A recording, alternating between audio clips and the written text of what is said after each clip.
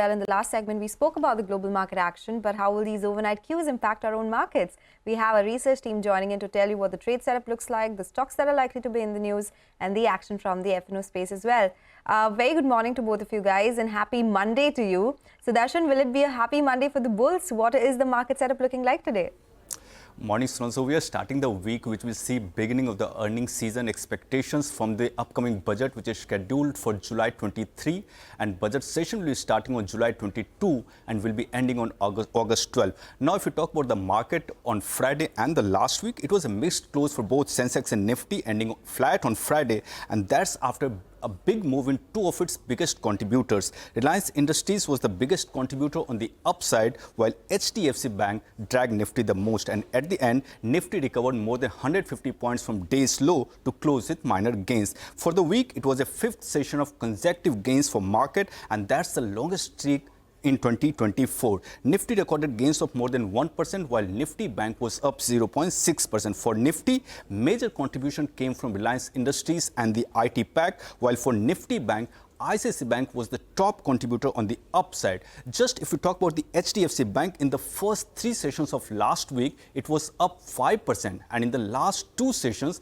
it fell almost 7%. On institutional front, we saw buying numbers from FIs in 3 out of 5 sessions last week. Talking about the global cues, US market closed Friday's session at day's high, IT stocks surged, and Treasury yield fell after the labor market data. Unemployment rate, though, has risen to 4.1% in June from 4% that it reported in May. On domestic front today, we'll see stocks reacting to their business updates, and those are IndusInd Bank, Titan, Marico, Dabur, Nykaa, and Adani Wilmar. And watch out for shipbuilders. Last week, we saw gains up to 33% from names like Garden Ship, Cochin Shipyard, and Mazgaon Dock. This week, we'll have earnings season kicking in. TCS is reporting on July 11 and HCL Tech on July 12. Lastly, GIFT Nifty is indicating a subdued start for today.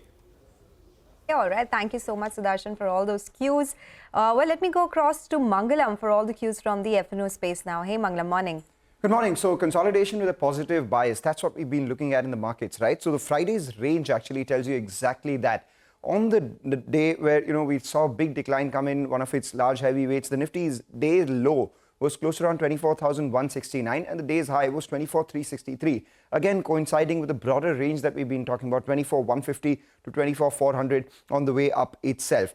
It was a bit of a tug of war between index heavyweights. So if you look at, the intraday charts side by side, for both HDFC Bank as well as Reliance, you would see that last hour there was a big uptick that we saw in Reliance, whereas HDFC Bank closed at the lower end of trading session with a cut of almost 4.5%, near 5%. But despite that, the FIs actually bought in the cash market. So there was a purchase of close to around 1,250 crores in the cash market. The DII sold 1,650 crores. There was some profit booking by the FIs in index futures as well. So near 500 crore worth selling is what we saw. 10,000 long contracts being unwound, 2,500 short contracts being unwound as well. And as a result of which, the long exposure, which stood at closer to 4 lakh contracts, has now come down marginally to 3.84 lakh contracts, with long exposure still at 84% itself. Active Nifty options as well. Told you about the range that we're talking about. 24,200 put has a premium of what? 60 rupees. So 24,150 is an important support. On the way up, 24,400 call is equally active as well, with a premium of almost 93 rupees, telling you 24,400 to 24,500 would be the resistance zone. The one stock to watch out for will be HDFC Bank. After a big decline that we saw on Friday, the stock is very close to the 1650 mark, which also is the 20-day moving average, and the 1650 put on HDFC Bank is the most active. So do we see a bounce back from here or not is the big question. Also, keep an eye out on GNFC. We told you that GNFC is likely to enter F&O ban, and that's exactly what's happened. Okay, all right. Thank you so much for all those F&O cues, Mangalam. Let me go back to Sudarshan. He'll list out all the stocks which will be in focus today. Sudarshan? So we'll start with all the FMCG companies that have reported quarterly business updates. Starting with Titan, jewelry domestic operations have grown 8% year-on-year. High gold prices, lower wedding days and weak sentiment have impacted demand. Marico domestic business posted modest uptick in underlying volume growth. Consolidated revenue grew in high single digit, and operating profit is expected to grow slightly ahead of revenue.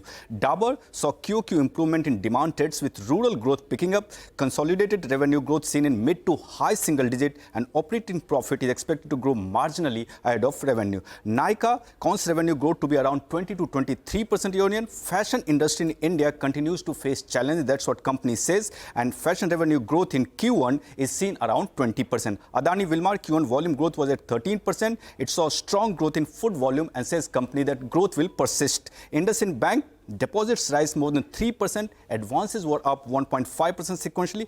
Bank of Baroda, both deposits and advances fell nearly 2% sequentially. AU Small Finance Bank deposits were down 0.5%, while AUM was up 3% sequentially. Union Bank deposits and advances see minor jump sequentially. Info Edge overall billings growth is steady and similar to Q4. Standalone billings were up 11% at rupees 579 crore.